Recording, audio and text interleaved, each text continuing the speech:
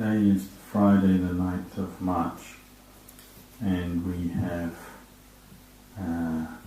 come together to practice the dhamma, to chant, to meditate together, to listen to the dhamma.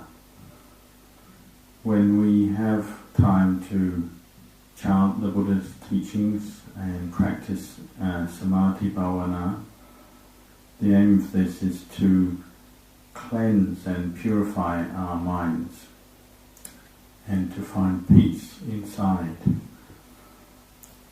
Normally through the day we work we're doing many different activities, and it's natural that we might find it hard to develop mindful awareness because we have so much business, so many duties to do. But when we have free time and decide to dedicate that to the practice of the Dhamma, so in the evening or weekends, coming to the temple, Buddha Bodhiwana monastery like this, or at home, we can take the time to chant the teachings, recollect those teachings and meditate to develop peace within our hearts. When we're doing that, we have an attitude at that time we see the value of developing mindfulness, so we set aside our concerns about work, duties, family matters. And this is to bring the mind, its attention to the object of its awareness during meditation, so that we can develop sati or mindfulness, present moment awareness. We might focus our attention on the word Buddho with the feeling of the breath going in and out. And our aim here is to sustain the mind's attention on the breath and Buddho. Sometimes when we practice this, the mind will start to calm down because its attention is just focused on the one thing in an undistracted and concentrated way. And it's not straying anywhere else, it's not letting its attention go anywhere else. When the mind calms down like this, it experiences rapture, a sense of inner satisfaction arising through this practice of focusing mindful awareness on an object. With that sense of inner satisfaction, we have joy arise, and our mind and heart is interested in the practice of meditation at that time. It's not bored or fed up with it. Sometimes we might even experience a deep inner happiness and contentment at the same time. And this deep inner happiness is of the sort that we might have never experienced before. We might never have realized that the practice of continual mindful awareness on an object could bring such a sense of satisfaction and happiness to the mind. This kind of happiness we call niramisa sukha. It's internal happiness that arises through the result of our own efforts made to train the mind to focus its attention on an object inside the mind. It's not arising from contact with external things in the usual way that we talk about happiness. When we wish for a peaceful heart, we have to understand that we can't find true peace and happiness in the world outside of ourselves, because the nature of the world is sankhara, it's a conditioned thing. All the things of the world are conditioned. They arise and pass away. They're subject to old age, sickness and death. They're subject to impermanence, arising, passing away. They degenerate. Whether it's this body, the physical body, or all the material things around us in the world, they're all impermanent. What follows us, even though the body does arise and pass away, gets old and sick and dies, is our karma and the results of our karma. As we've chanted, Kama Sakhomi, Kama Dayada, Kama Yomi, Kama Bandhu, Kama Patisaranam. Karma is our refuge, it's our abiding place, it's what we receive and are supported by the fruits of our karma. And that karma can be wholesome and unwholesome. We try in the practice to develop good, wholesome karma and abandon unwholesome karma. To do this, we practice, and that practice must be rooted in right view, a right understanding of that karma, that there is good and bad karma and that they have their fruits which affect us. It must also be rooted in right awareness, that awareness of the state of mind, the clarity of mind, or the unwholesome states of mind.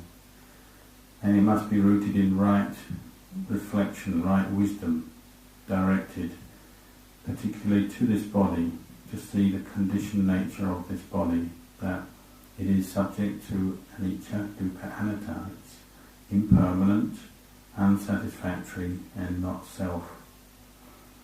This word anatta means empty of self, no self. Normally we are deluded in the way we look at our own bodies. We don't see that they're made up of the four elements, earth, air, fire and water, that join together temporarily into this form we call a body. Normally this delusion creates a sense of self that says, this is my body, and that hides the truth. But when we contemplate the anicca, dukkha, anatta of this body, we see that all forms, including this body, must degenerate. They're subject to degeneration. They must break up over time. Whether it's our physical body or the physical things around us in this world, the trees, the mountains, whatever, they all have to arise and pass away. So this sense of self that forms around this body and mind that we have here, this sense of it being me or I or mine, us, them, this is a delusion. But with wisdom and understanding, training in that, we can come to see the truth, penetrate through that delusion to see the truth that there's actually no real self in these things. No real self in any of it, in these four elements, in what we call the ayatana, the internal and external sense bases. We can't find any self in any of that. Ask yourself, are these different 32 parts of this body that we describe, are they a self? Pick any one single part of this body, the teeth for instance. Ask yourself, are these teeth really me? Are they mine? When they fall out, are they me? Are they mine? Normally we're deluded. We're lost in the apparent reality or the conventional reality that says this is a person, it's me, it's mine. It's what we call the samuti satya, the apparent reality. But with wisdom, panya, developed through the practice of mindful awareness and training in investigation, we can unravel that apparent reality. We can penetrate through to reveal a deeper, more ultimate truth that sees that this body and this mind is actually not the self. These four elements that come together to form this body are not a self. This is seen, or this is said to be seeing the true self. In other words, what is really there. This is the true self beyond the apparent reality or conventional reality. The true self we see is actually subject to anicca, dukkha, anatta. And it's this insight, this awareness that leads to liberation, vimutti. If we lose our sati, our mindfulness and our wisdom, then we start to attach to these five khandhas, the body, the feelings, the memories, the thought formations and sense consciousness. When we attach, a sense of self arises. There's a sense of me, mine. So the Lord Buddha said, look at this, look at, really investigate these five khandhas, and you'll find that they are anicca, they are subject to arising, passing away. They're unsatisfactory because of this, and they're not a self. There's no lasting self there. They're changing all the time. If we use our mindfulness and wisdom to contemplate this, we will see that anicca, dukkha, anatta in different ways. This will arise, these insights will arise as we investigate. We'll see anicca, or we'll see dukkha, or we'll see anatta, one way or the other.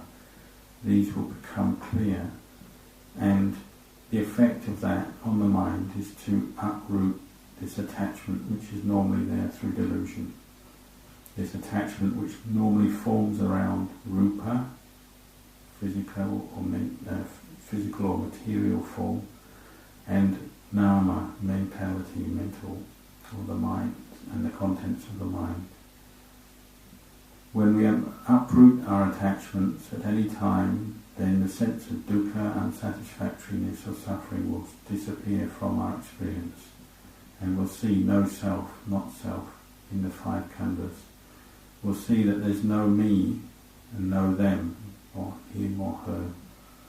When we have this kind of experience, then there's no dukkha in the mind.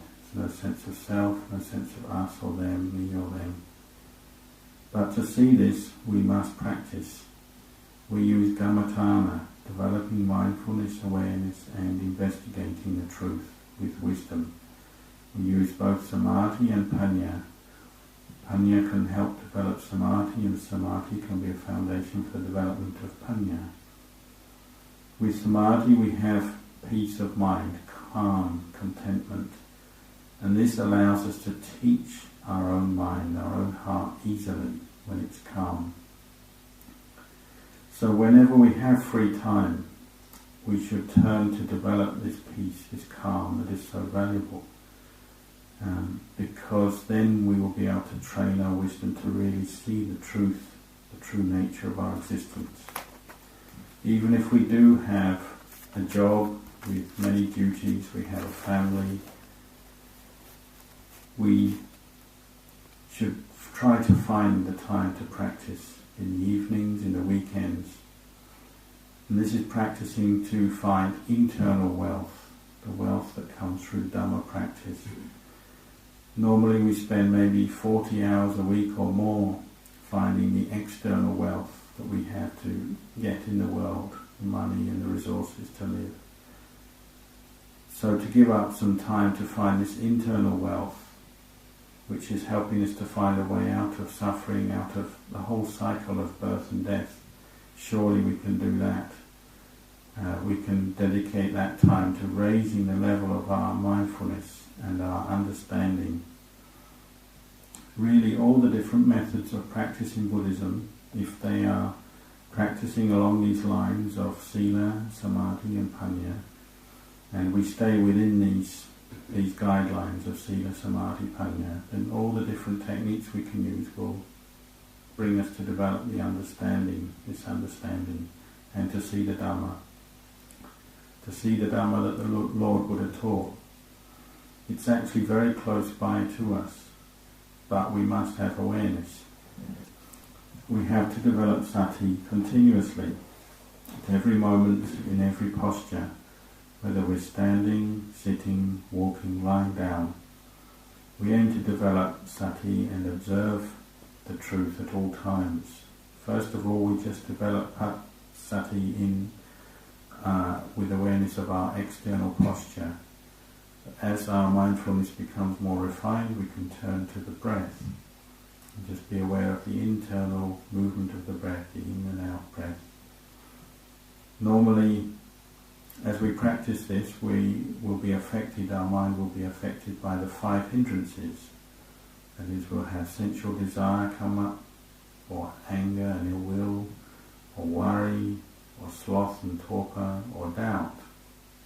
All of these obstruct these different good qualities that we're training in. They obstruct the arising of peaceful, concentrated mind states.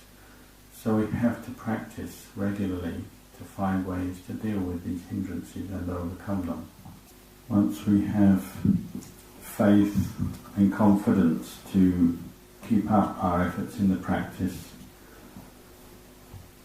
we might still have some doubts, especially about all the different teachings we've heard, different teachers, different methods.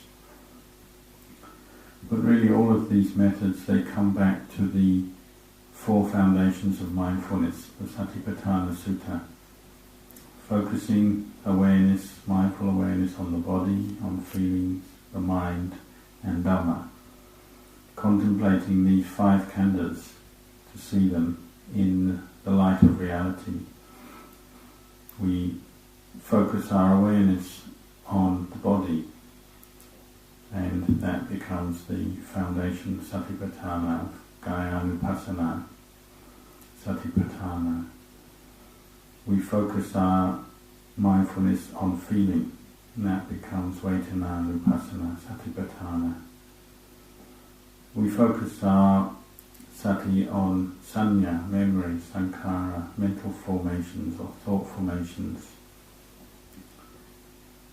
We get to know whether the mind has a state of greed or ill will, anger or delusion, what we call unwholesome, akusala mental states. Or if not, we get to know that the mind is free from greed, free from anger, free from delusion. This is what we call cittanupassana satipatthana, focusing awareness, focusing sati on the mind. And we use sati to become aware and focus on sense contact, knowing the sense contact that is arising and knowing the akusala dhammas, the kusala dhammas, the wholesome, the unwholesome dhammas that are arising from this. This is dhammanupassana satipatthana. All of this comes in the satipatthana teaching that the Buddha gave. Once we have faith and confidence to practice, Lumpur Cha refined this practice down or summarized it as learning to reach the point where our mindfulness is sustained and the mind is not falling into liking, desiring things and disliking or having aversion for things. In other words, a state of equanimity, balanced awareness. He used to say that when the mind falls into liking and delighting in things, this is kama sukhalikana yoga, sensual indulgence. When the mind unmindfully falls into disliking or aversion for things, this is attakilamatana yoga, or self-mortification, the path of self-torture. The result of both of these is that the mind is disturbed, it's not peaceful.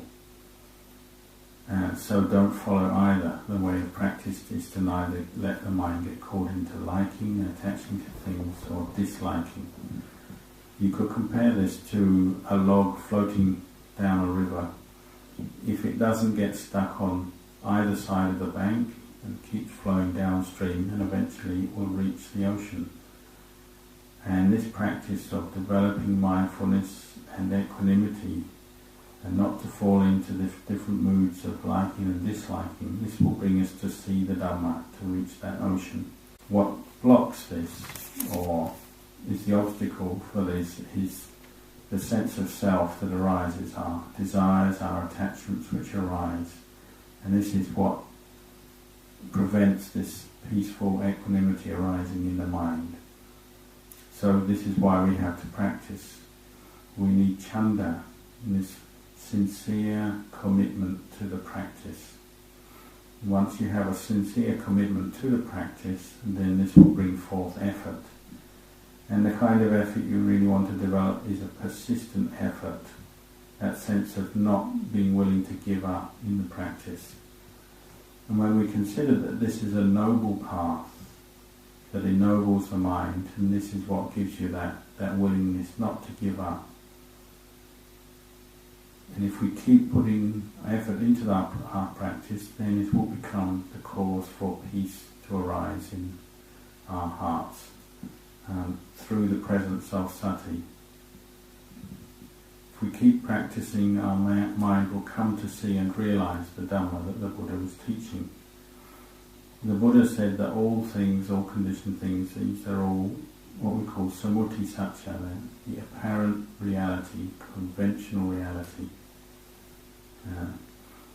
When we use mindfulness and investigate the truth, we see through this conventional appearance of the world, and this is where we reach liberation. At first we just understand this intellectually, and so we can say we believe it, we believe what he's saying. But this is still just on the level of intellect. We can understand when the Buddha said, split the body divided into the four elements, the earth part, the fire, the air, the water. Split the mind into the internal and external sense bases, the eye, seeing forms and consciousness arising and so on. But deep down, even though we understand this intellectually, the kilesas, the different craving and attachments are still there in the mind. So we need to develop sati, pure awareness, pure knowing, to penetrate deep down and to realize this truth. So it's not just an intellectual understanding. To do this we have to learn how to read our minds, know and read our minds. Know, is my mind angry, caught into anger or ill will? Is it caught into depression, fear? Is it caught into greed? If we really know we have sati, then we won't indulge these moods, these mental states. We'll have a sense of detached knowing of them. And this will keep the mind in the middle, this place of equanimity, not falling into liking, not falling into disliking. When we have mindfulness like this, we can make the conclusion, we can conclude to ourselves that if I keep practicing in this way, this will bring me out of delusion, out of suffering, out of attachment. And so once we can make that conclusion for ourselves, then this will give us the effort to keep practicing, or want to practice more. And the more we practice, then we'll experience little by little more peace of mind. Those factors of concentration, the concentrated mind, will start to come up more often. That is, vitakka, initial application to the meditation object, which are a sustained application, piti, rapture, sukha, happiness, ekakata, one-pointedness. These different factors will come together, and when they do, this will give us a peaceful, concentrated state of mind that will allow us to contemplate further those teachings. We use this foundation of the calm, peaceful mind to contemplate. We contemplate the ayatanas, that is, the sense contact between, say, eye seeing a form, the consciousness arises, ears hear a sound, nose contact smell, and so on. We contemplate this experience as anicca, dukkha, anatta, until little by little our attachment for the world, for these different moods and objects of the senses starts to diminish, is reduced through our contemplation. That attachment to the liking and the disliking that arises through that sense contact diminishes. Practicing like this, we see the value of all the factors of the path, the sila, the samadhi and the panya. So we see the value of developing the path, and we see how they support each other. We see how the factors of enlightenment, the seven bojjhanga, work together to give rise to this state of equanimous knowing. We see that having sati, practicing investigation of the dhamma, dhamma gives rise to virya, effort and energy, tranquility of body and mind, passaddhi, piti, rapture, passaddhi, tranquility of body and mind, samadhi, concentration, and ultimately upekkha, equanimity. But of course, when we practice this, there's no label that comes up describing those states, those qualities. They're things we know through experience. And when it comes down to it, we can say if we still can't let go in our mind, then it's a sign that our mindfulness is still not strong enough. There's not enough mindfulness there. And that's why we have to keep practicing to improve the strength of our mindfulness, which will support the investigation and the clarity of wisdom. If we can let go of a mood or a mind state, a kilesa, it's because we see that it is not self. Lay people can practice this just as monks do. The word monk in Thai is prat, which really means one whose mind is high in the sense it's refined, meaning that they have sila, samadhi, panya. Or another way of describing one who's practicing like this is they're a yoga vachara, meaning they're a practitioner. One gives them that title. We might think that as lay people we can't realise the dhamma because we haven't ordained, we're not living in a monastery and practicing like a monk or a nun. But really the important thing is our minds. We have to have faith and we have to be developing sati in a sustained effort. You can compare this to water that drops as rain in the forest on the mountains round here. First, when the rain drops, they reach the ground, they're just individual drops.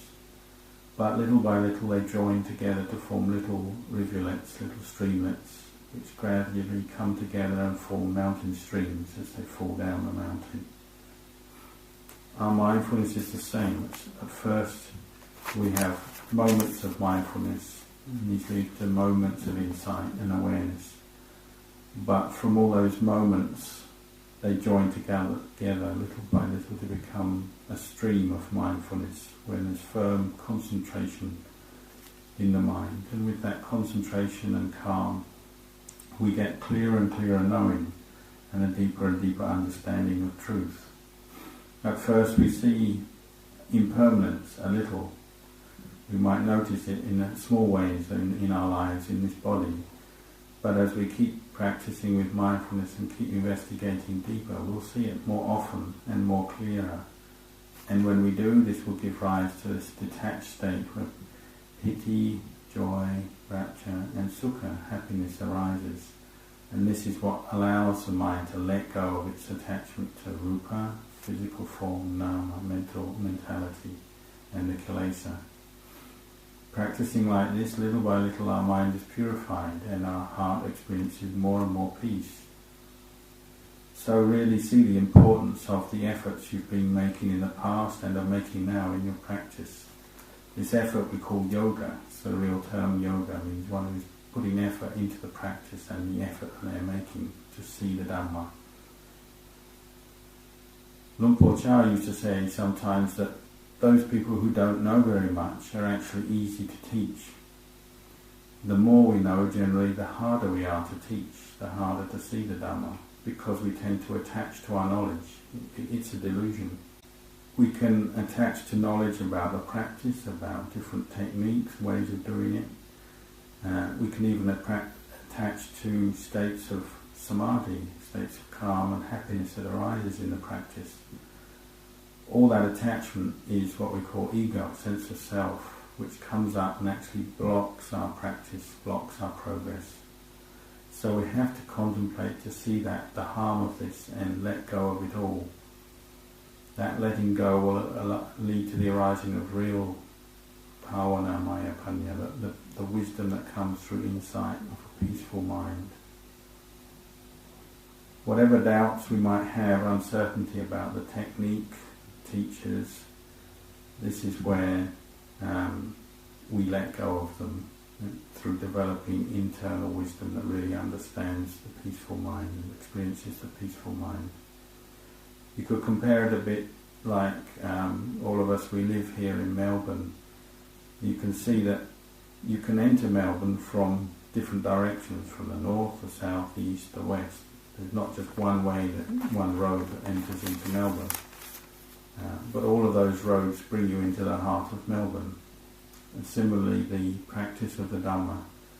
There are many ways to practice to bring the mind in to a state of peace, to the point where it can see that all rupa and nama, all mentality and materiality are anicca, dukkha, anatta. when the mind sees this, it will let go little by little of all its attachments, all its kilesas. And little by little the suffering in the mind, the stress, the unhappiness will also be reduced, let go of, ended. And in its place we come to see the Dhamma. We come to see the Buddha. That is the Buddha in our own minds, the wisdom that arises through the practice.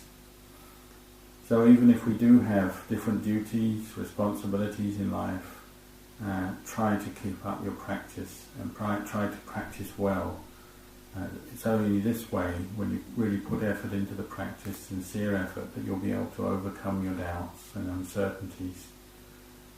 So try to make use of the Lord Buddha's teachings, and they will be able to help you progress in your life, bring you to more happiness, more peace through your practice.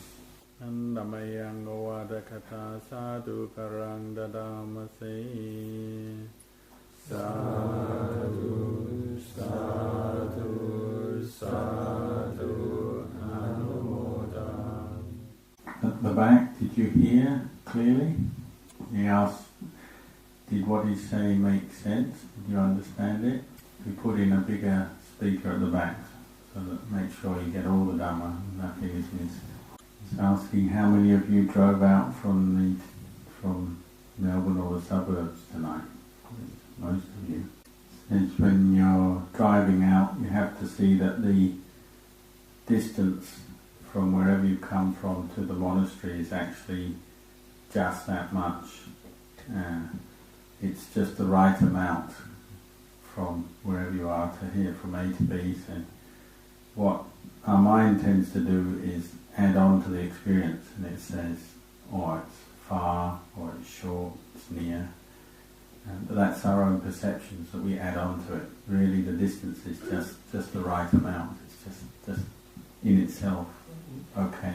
If we find it an experience of suffering or makes us uncomfortable, unhappy, then you have to see it as really the mind that is adding on to the experience, so you're driving out. There's one teacher in Thailand whose sort of catchphrase is just Dino, means just it's all good, it's very positive, just say everything is good. It's good, it's good, it's good, it's good.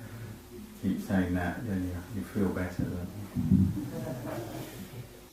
Are there any questions tonight?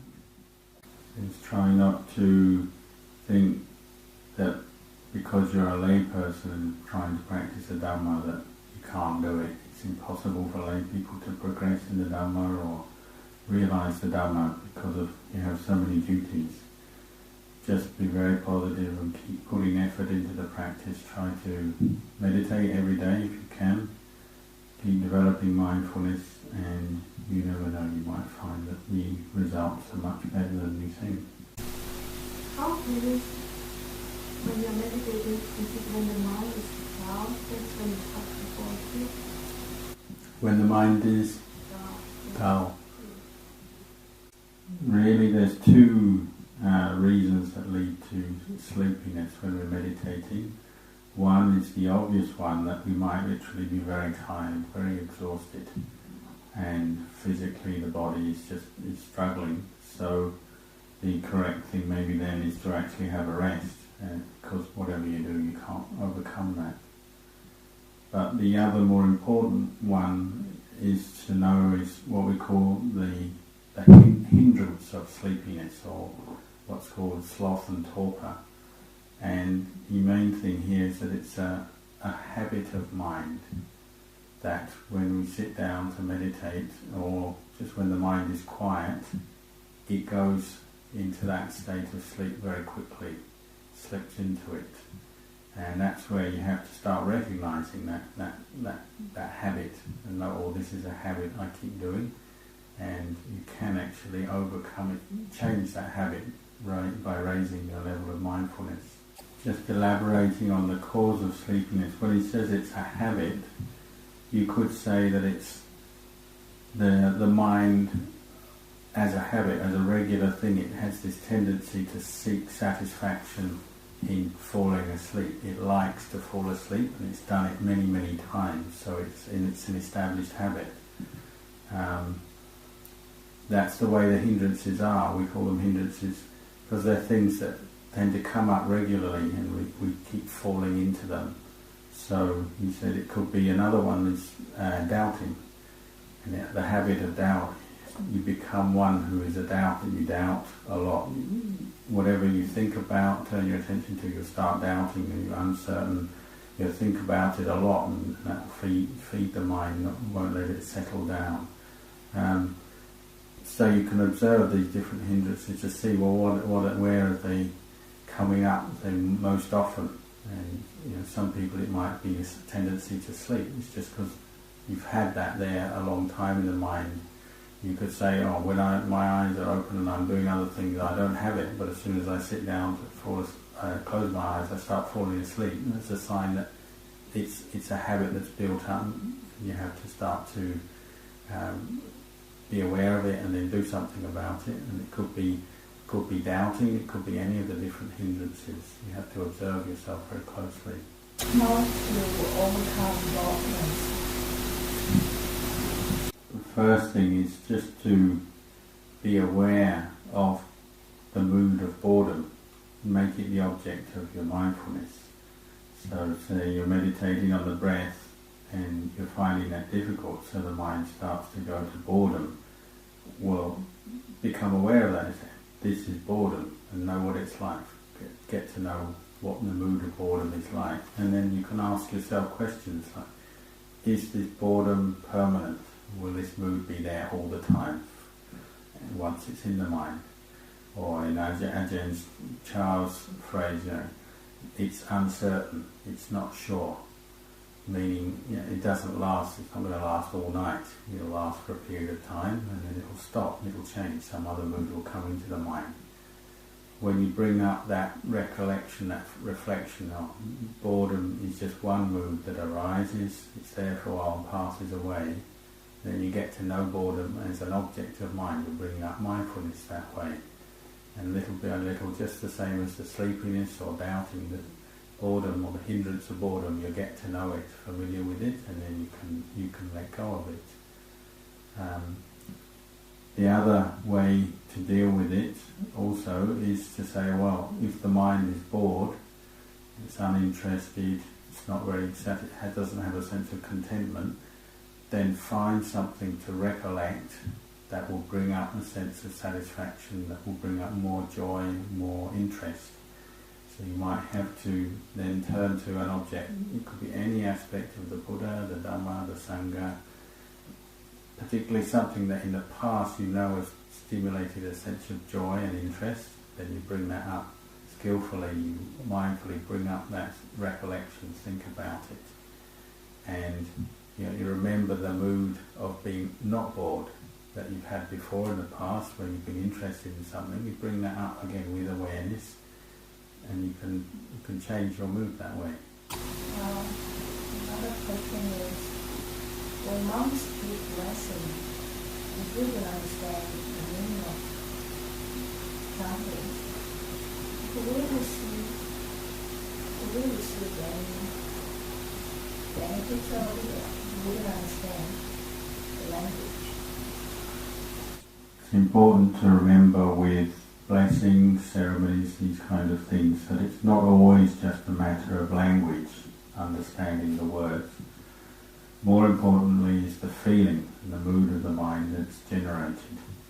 And it's possible one can listen to chanting and feel happiness arising because of hearing that chanting, even though the words aren't immediately clear or one doesn't understand the meaning. Just as it's also possible for someone who fully understands the words to not have that feeling arise, because the mind, there's no faith and that it doesn't have the, you could say, the bharami or the accumulated karmic accumulations to really feel good and happy hearing that chanting. And Ajahn gave the example of, there's a story of once a long time ago, there was monks chanting the Abhidhamma, the Buddhist teachings in a cave. And these teachings are very profound, chanting in Pali. And at the same time there was approximately 500 or a very large number of bats hanging on the roof of the cave listening. And these bats obviously in past lives must have listened to chanting before, had faith before. And although they're animals and they don't know the language, listening to that chanting, their heart gave rise to joy, very happy. That joy actually gave rise to the thought, I'm tired of being a bat and living this life as a bat. And they actually all, at the end of that chanting, let go of the roof of the cave and they dropped down, crashed to the floor and all died. But they were all reborn as humans because of their faith and the good karma that was generated listening to the chanting. And so obviously it's really the mood of the mind that is inspired and comes out through the hearing the chanting is the main thing. What's the right attitude when we receive the blessing from the monks? Should we at the same time also try to share the transfer of matters to the relative or anyone that is close? Or we just do that listening? In Thailand, this ceremony, what we call Pangsakula for the living, offering cloth, Sangata and Sangadana, we say for the living. It's not done for a particular dead person at a funeral, and doing it when one's still alive. Very common in Thailand. People were doing it regularly with Ajahn Chah and other forest Ajahns. And when one does this ceremony, the monks chant this chant, Anicca Vata Sankara, Pradavaya Namino Patitwari Rujandi Te Sangupasamo, which is reflecting on the impermanence of life, that we're all subject to old age, sickness and death. We're born, we die, we're born, we die. And when we do it for the living, it's reflecting on the impermanence, the fact that even within one life we're as if we're being born and dying many times. And it's just for focusing on that, recollecting that truth, bringing up insight into the impermanent nature of our existence, both the physical body and the mind states. And it sort of has you could say that insight has a very refreshing effect on the mind. And also when one makes offerings to the Sangha at that time, then the correct thing to do is always to share the merits with a heart of metta, share the merits with others, and particularly the easiest way is to just say all beings, and then that's covering everybody, relatives, friends and everybody. But they also in Thailand they'll tend to say all beings and my karmic debtors, because there always are beings in the past that we've maybe had, we've caused suffering or caused us suffering, and there's been a karmic connection, and we want them to be happy, us to be happy, so we want to be free from any karmic debts, any cause of unhappiness. So one shares the merits of this offering, this goodness that is arising with all karmic debtors. That's a standard sort of phrase one chants and recollects at that time. We start off the meditation by using the breathing as an object. As we progress until the breathing becomes so subtle that it's no more accessible, and also at that point in time perhaps the mind is very equanimous, so there's no feeling of pleasant or unpleasant. So what should we do next? As long as the mind is peaceful and focused on the breath like that, just keep doing that. Keep focusing with that state of mindful awareness on the breathing.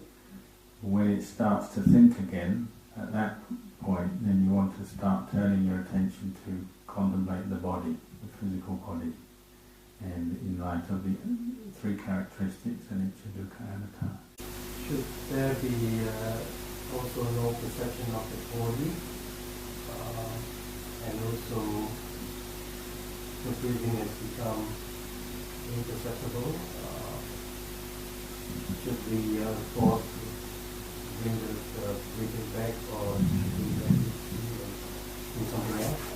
We don't have to do anything. We don't have to sort of try and make the breath coarse or have to come out of that state or do anything. If you just get to the point where the breath is very refined or you can't even tell whether it's going in and out, just keep with that knowing and just keep there as long as you can, as long as the mind is content to just stay there with that sense of inner knowing, awareness, and the breath might have completely disappeared, sense of the body is gone. You just stay with that state.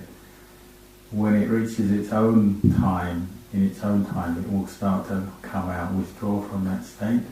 That's the time to contemplate the body. How do we sort of deal with superstition? Like, for example, if you, it's very popular in Asian countries to get a reading or something about, like, the new year and what's going to be like and things like that. And if you get a bad reading, you're unhappy. And if you get a good reading, you're very happy. So, how do you overcome this sort of stuckness in this? The most useful thing to believe in and use is karma. That's where we should focus our beliefs, because it is wise believing the fruits, the results of our actions, good and bad, will come back to us, and all of us are receiving the fruits of our good and bad actions.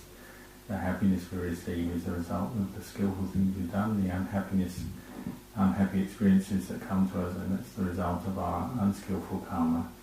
And if you use this as your guideline, then you really don't need to go to the astrologer or these people and believe in that sort of thing, because this is far more beneficial, more practical. Just keep coming back to looking at what you're doing in the present moment from day to day. Is it wholesome or unwholesome, skillful or unskillful, on the level of body, speech and mind? And the more skillful karma you're developing, then the more happiness you'll experience. The more unskillful karma you let yourself get into and do, then you'll experience the suffering for that. If you just keep working on that, then that will guide you for your whole year. You'll have a very successful year. I don't know if maybe Satipatthana, Buddha said about mindfulness of breathing, which can be 7 days or 7 minutes, even seconds, 7 seconds you can enlighten. I haven't heard 7 seconds. Oh, 7 minutes. 7, something like that. Ajahn not sure about this. He's heard 6 days, 6 months, 6 years. So really, it doesn't really matter whether it's 6 years or 7 years. The important thing is you have to be careful of your own thoughts getting away with you and perhaps saying, "Oh, I've been practicing for more than 6 or 7 years, and why I'm not enlightened yet?" And we have to see that, what the Buddha was talking about was somebody who's practiced and perfected their mindfulness, so it's sustained. And probably we haven't done that yet. We haven't reached that same level yet that he was referring to, that would lead to this enlightenment within a certain time span. It's a bit like you go and apply for a job, and the boss, the owner of the company, whatever, says, "Well, you can work for me, and my estimate is if you work for me for 6 years, then you'll reach this level, you'll have this level of productivity and achievement, and then I'll give you this kind of bonus and this salary." But you work, but if you don't reach that level, then of course it's not going to give you the bonus. And it can be like that. You have to accept that although we put effort into the practice, and that we have faith and we're practicing mindfulness, we might not yet be quite reaching the level that the Buddha was referring to in that. So use that to come back to say, "Oh, I have to put in more effort into my practice," and redouble your efforts. And if you put in the effort, sooner or later you'll become enlightened. He says maybe you're closer than you think. It's very difficult to measure these things. We could be very close to becoming a sotapanna. We don't know it. It's a bit like you're swimming in the ocean and it's very dark and you don't know how far away the shore is. You just keep swimming and you'll meet the shore. Maybe it'll take a while, take a year or two, but just keep swimming and you'll reach it. And the important thing is to have that sincerity of effort. Put your effort into developing mindfulness, and as the mind gathers together and becomes unified, then you have the barami to really penetrate the truth that we've been talking about, the impermanence of these five khandhas, how far can a lay person go in his or her liberation as a lay person? And if they attain Arahant, does he have to be ordained? Yes, it is possible to fully reach enlightenment, become an Arahant as a layperson. But in practice it's likely before that happens, the practitioner, that person, would be looking for a way out of the household life. Then Ajahn thinks probably even just the level of a sotapanna, they're likely to find that the level of their wisdom and insight is developed to the point where they're seeing that the household life, there's a lot of, it wouldn't seem that meaningful to carry on in the household life. The sort of things that we do as householders, they're really not necessary anymore. The mind has gone beyond that. So they'd be looking for somewhere peaceful, quiet. The most likely would be a monastery, but somewhere peaceful and quiet to just pursue their practice. Maybe even not yet rich sotapanna, maybe just someone who's attained and is regularly attaining deep samadhi, maybe jhana. They would already be feeling, there's too many duties, too busy, too many things going on in the lay life. I want to find somewhere peaceful and quiet to practice. So in practice, it's unlikely they would reach that point, become enlightened as a lay person. They probably would have already left the lay life a long time before. Is it possible that he can live as a hermit or live in a very quiet life as a lay person? Yes, there's many people who have done that in the past. So it's one way to do it. So another question is that, is it necessary to know what level one's attained, or one just to carry on? The important thing is whatever knowledge of attainment you gain, your wisdom would be telling you not to attach to that, not to form a sense of self around that, be putting it down or letting it go. But for sure, if you practice, you know what you've let go of and what you haven't. Whether you call that attainment, I've reached this level or not, is another thing. But you know whether your mind is peaceful, whether it's what kilesas it's let go of, you'll know, and you know how you did that because you've done it. So that knowledge would be there, but you won't form a sense of self around it, or you have to be careful not to label it and say, I've attained this or that, because then it becomes another attachment, doesn't it? Imagine, I think maybe it's quite late now, it's almost 10 o'clock, maybe that's enough for tonight. We can pay respect to the Buddha.